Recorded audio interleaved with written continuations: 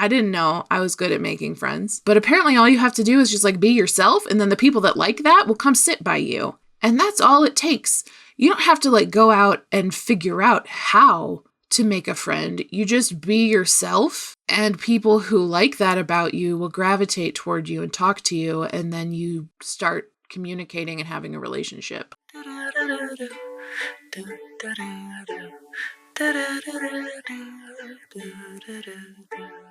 Hey friends, welcome back to my channel. When I was in my early 20s watching YouTubers say things like, welcome to my channel, I never imagined I too would have a channel. And we are small, but we are mighty. There's like 400 subscribers, maybe more than that. The last time I checked was a while ago, because I'm not really tracking any metrics right now, because I'm taking a hiatus from business, Caitlin. And this week, I would love to first talk about the fact that it's bullshit that my health insurance, my car insurance, and both of my credit card payments all came out in like 5 days. Like in the span of 1 week, 5 to 7 days, all those freaking bills hit. And so I have $87 until payday, but payday's in 2 days, so I think I can make it. And also, like, my comfort level on a checking account is like, if it's below $100, then I start like worrying. And I know some people are out there riding that down to like having $8 till payday, having 70 cents till payday. So I know that my $87 buffer between me and shit hitting the fan is pretty good, all things considered. But that still sucks. I hate feeling like, oh no, I could run out of money at any time, even though logically I know that like I have housemates and a partner and a sibling and people. Like honestly, Jess loaned me $300 to cover my car insurance until payday, and then I will send them the $300 back. That's such a frickin' privilege. Like sometimes you don't have a sibling who's like has a stable job and can just loan you $300 after you text them at 11 at night. Like gorgeous. I'm lucky. I'm grateful. I'm so just, the gratitude is here. It is palpable. You can palp my gratitude. Palp it, Jess. Palp the gratitude from Ohio. I hope you feel it in Washington, D.C. So today what we're going to talk about is the fact that I should be leaving for work right now if I wanted to be on time. But I'm here talking to you, baby, because I like it. And also because my boss doesn't care, which is pretty cool. That's like the second thing I want to talk about is working for like a career coaching company. I work with clients like every single week who are job searching. And so I see the shit that people are dealing with all the time. And sometimes like it's fine, you know, they try to understand my pronouns and they're not hostile, but like what a low bar to clear. And it's just a part-time job, which I shouldn't discount, but I feel like it's just a part-time job. But like I work for somebody who's also AuDHD and also non-binary and queer, and like the ability to just be like, hey, I was running late this morning because I forgot about time. Like I can just say that and they're like, cool, whatever. And sometimes I stay 15 minutes late because I'm working on a project and they're like, add 15 minutes to your time card. And I'm like, no, because I was definitely late this morning. And so I just feel like karmically it all works out. And payroll wise, we're both fine with it. It's nice to not have to be like so down to the second accurate. I once had a coworker who literally wrote down the times that people came into their desk, like 8:01, 8:06, 8:30. And then like he would go and like talk to the manager about when we all got to work. And it's like, why are you literally being a freaking cop to your coworkers? Why do you care? Because some people just love capitalism and they want to get ahead. And the way that they think they get ahead is by being here on time and doing a bunch of free work. And that sucks for them. All this to say, I'm really lucky. I have a great boss. I have a great job twice over. I love the career coaching job. I mean, it's hard to say I love doing taxes because I don't, because taxes are crazy. Like, I'm not even going to get into taxes. Maybe I will be able to polish my thoughts on taxes into something poignant and then I'll bring it to you. But right now it's just like chaos and it's that meme of Elmo with all the flames happening. So we're going to skip that. And then I'm going to tell you about something that I did this weekend. Oh, The reason why money is so tight is I definitely forgot that I also paid for a drawing class. And at the time I was like, I've got the money today. Poor ADHD Caitlin did not look forward to the 6th when bills would come out. That's fine. It's cool. It's whatever. We love all the Caitlins, even the chaotic Caitlins who don't think forward. And that's lovely. We love that for me. Claps all around. So I found a drawing class, which I had actually like seen before, and then was like, oh, I don't know if I want to take drawing. I really want to take like painting 1, but they only had like a painting 2, an intermediate painting. And I was like, well, I don't know if I'm allowed to take intermediate because I haven't taken their beginner class. And I was just overthinking it, as one does. So I delegated it and I told Brennan, find me an art class to take, please. I would like to take an art class. I want to leave the house, go somewhere, learn art, come home. And he found this drawing class. He actually found their watercolor too class. And then I was like, I'm just going to take the drawing class because drawing leads to painting. Painting is just painting a picture that you drew, kind of, sometimes, unless it's like really abstract. But I go to this drawing class and I walk into this space and it's colorful and it's bright and there's a mess, like there's freaking dust and pencils and it smells like an art room. And I just felt like kind of cozy. And it's like a relatively small space. They've got like 2 or 3 teaching areas and then like a little like kind of front desk space. And it's like wide open. And I guess I was expecting like a building with classrooms or something. And I would have to go find the drawing classroom, not walk in and they're like, drawing's over there, go find a spot with stuff. And I sit at the spot with stuff and there's like a sheet of paper, a pencil, a little nubbin of charcoal, a Sharpie, some like printed out like worksheets and 2 types of eraser. There's like the brick eraser, like the rubber eraser. And then this like squishy eraser thing, which was crazy. It was wild. I can't even elastic eraser. No, I don't remember what the hell it was called. It had a name, but it's like just a blob of eraser, but it's like really malleable, like Play-Doh, but it erases. Fucking nuts. I don't know. Technology in drawing has really improved since I last took a class in it, which was high school. So, yeah, I want to say like my senior year of high school, I took drawing 1 or drawing 2. We had a lot of art classes at Medina High. We also had like a lot of cool electives. We had a sewing class where I learned how to make pajama pants. Everybody got pajama pants for Christmas that year because I was like, look, I can make this. I'm going to go choose you a fabric that I think represents you. Like I made my brother, who's a chef, I made him pajama pants with like chili peppers and he could actually like wear them to work as like his chef pants, which was really cool. And I was making myself like all kinds of pajama pants and then wearing them to school and being like, thanks, I made them. So like I have literally always been that little crafty gremlin and I love meeting that part of myself again. And really soon here, I'm going to start trying to make my own clothes because I've had a sewing machine for years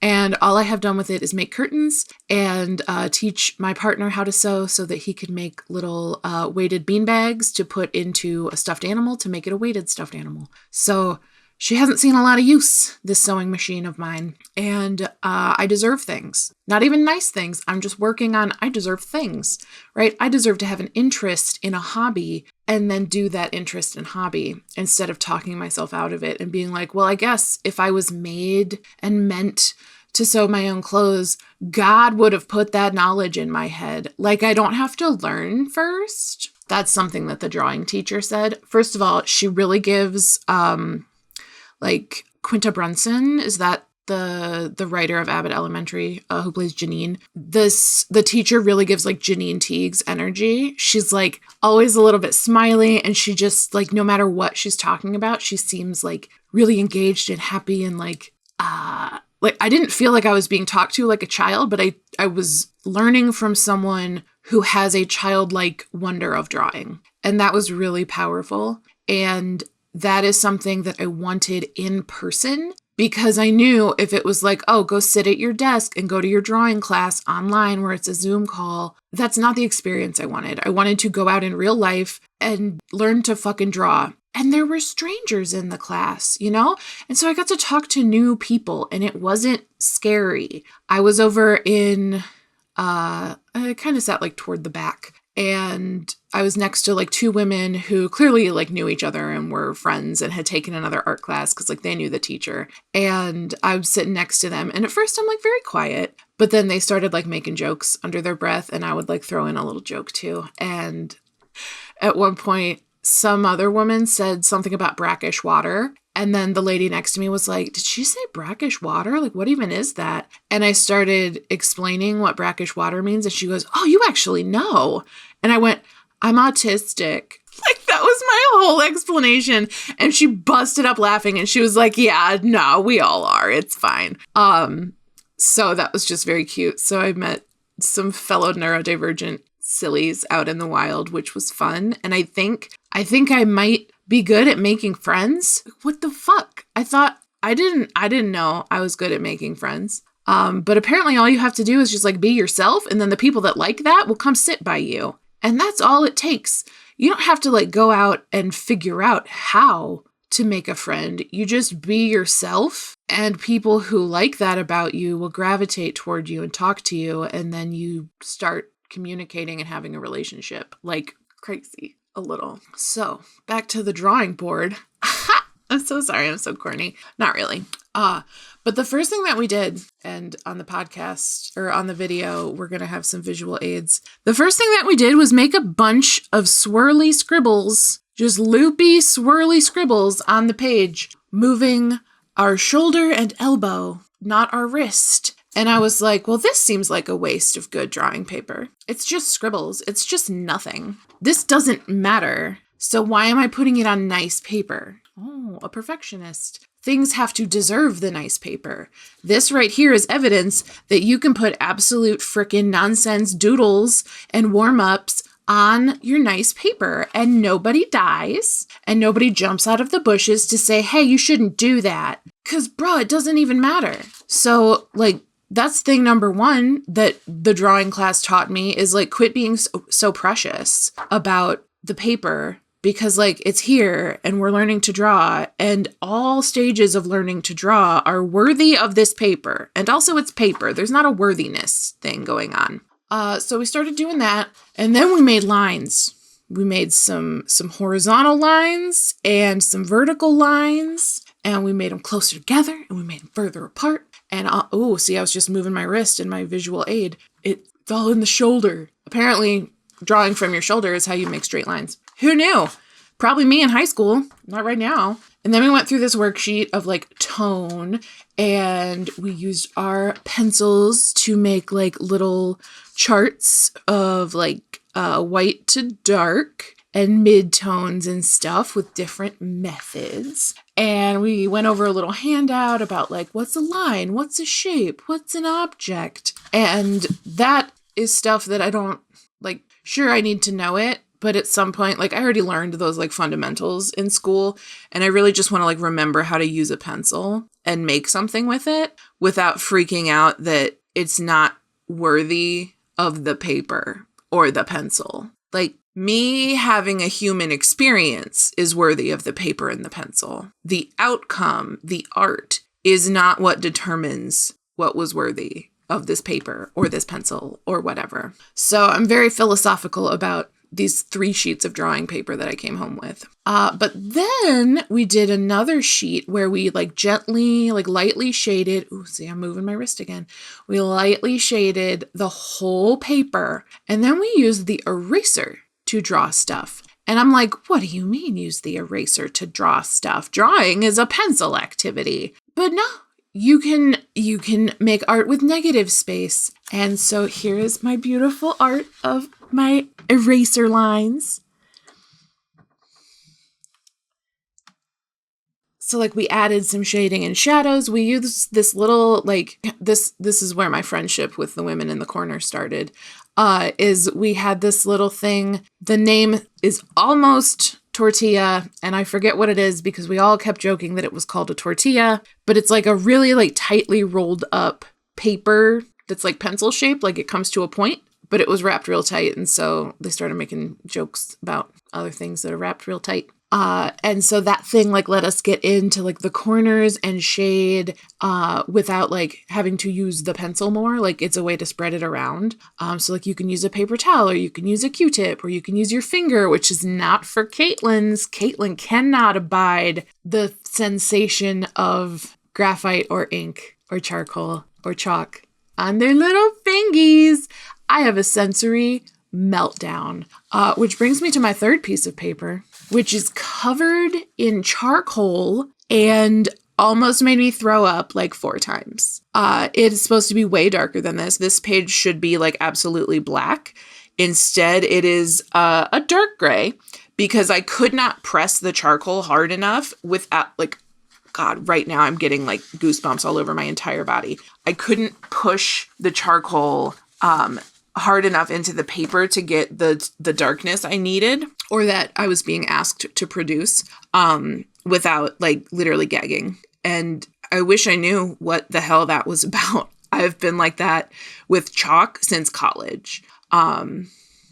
Maybe even before college. Chalk, can't do it. Absolutely not. Like my teeth hurt. What is this? Some autist out there who has the same sensory ick as me, please tell me what's going on with charcoal and chalk, and why can't I like have dust on my fingers or ink? God, I used to have to fold newspapers and put them into envelopes to send them out to like the board of trustees when I worked in the dean's office at college. And I would have to wear gloves because the feeling of the ink just from like the light, like folding, and I would even like kind of tap the seam with my finger because I couldn't just like drag my finger along the crease. Man, people on the audio version really, it's a mixed bag today. You don't get to see the art, but you also don't have to watch me like viscerally gag about the thought of touching a newspaper with my bare hand. If you ever wonder if you're neurodivergent enough and then you tell a story about a time you had to wear gloves because touching a newspaper made you almost vomit, you're autistic enough, baby. You are neurodivergent enough. And also your paper is worthy of all of your human experience. So that was charcoal and chalk. I will be speaking with the teacher and opting out of charcoal and chalk because I can't do it. I cannot do it, and I don't want to make myself do it. And even that gave me a little pause, because for a moment I was like, well, if I can't do charcoal, I can't take an art class. What? What do you mean? What do you mean you can't take any art class? You can't learn to draw. You can't do anything because you have a sensory issue with one medium. What do you mean? Oh my freaking God. So now I'm just going to talk to her about only doing pencils and such. And I think that's going to be okay because I'm 30 or 40 years old and I'm an adult and I can be like, I'm just not doing it. I don't like it. It sets my teeth on edge and I'm autistic, so you can make me. I will call the police. Not really, but emotionally I will call the police. Yeah, so those are my reflections from my first week of art class. So far, so good. I'm pretty excited. I also learned that you have to warm up. I was not doing that. So maybe drawing would be easier if I warmed up. Maybe most things would be easier if I warmed up. And like the warm-ups weren't even complicated. It's like loopies. Just loopy, loopy, loopy, loopy. And that counts. And that counts as drawing. Jeez, my standards are way too high. Loopy, loopy, loopy, loopy. And that counts. That's part of it.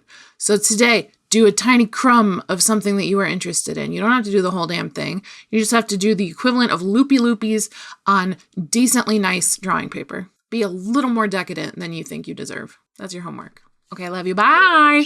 Don't change your approach and tell you a joke to lighten your load and help you along or sing you a song. Do-do-do-do-do. Do-do-do-do. Do-do-do-do-do. Do-do-do-do.